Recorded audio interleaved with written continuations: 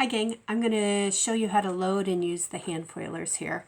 I've used every single type of foiler there is available, and honestly between all of them, the table foilers, this, if I had to choose one, it would be one of these. To me it just works the best and is the easiest.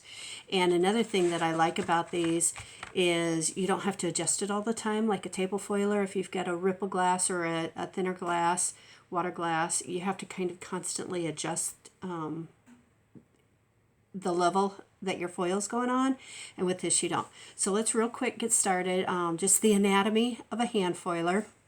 You've got a little roller up here with a slice.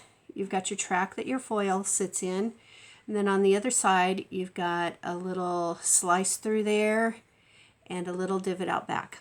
Now, I'm not sure what the philosophy is or the physics is of why they have the foil separating back here and your foil is running the entire track with the adhesive side down. Honestly, I've never had it stick the way I hold it. I've never had it press into the track. Maybe I've just gotten really lucky. But this is where your foil is going to come out and go onto your foil or onto your glass. So, normally when I foil by hand, I have my foil coming out with the adhesive side up. And just to real quick show you how I foil, I hold the tape here. I use my ring finger basically to secure and steady it, press it down, and then on my other hand, in this case my left hand, which I think the camera is backwards, but I just kind of use that. Press and roll. I sight down the entire side, press it, and then come back, overlap just a little bit, and clip it. And then I would, of course, burnish it down and mitering each corner. And then burnish it with whatever tool you prefer to use. Clothespins, a lot of people use clothespins. I prefer the little rollers that I have available.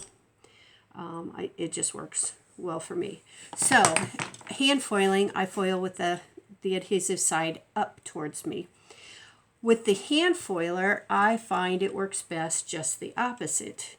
If I actually have it, and I'm just going to turn this around, with the adhesive side down coming off of my roll.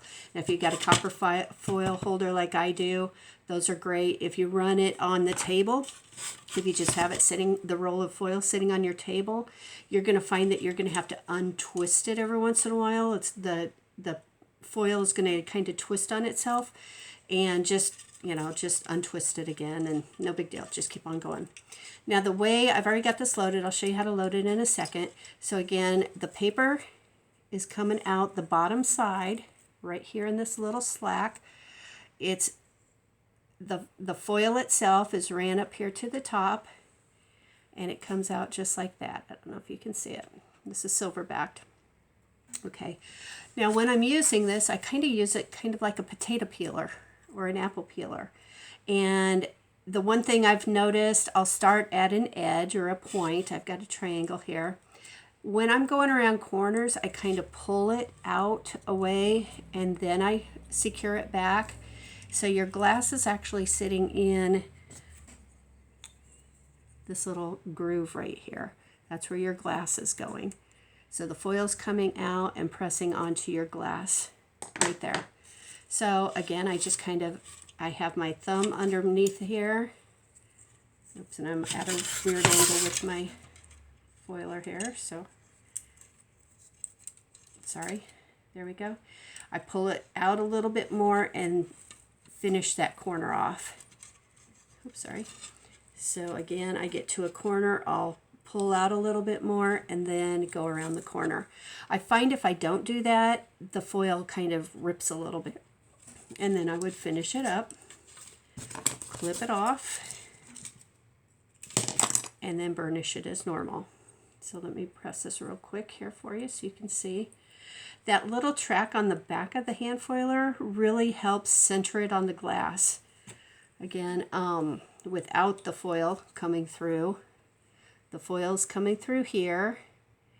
This is what is pressing it or centering it onto your glass, just like that. And again, let out a little bit more from the corner, pull it, and continue on. Let out a little bit, turn it, and continue on. Otherwise, it'll rip here on these sharp points. And again, then I just go back through, press it down,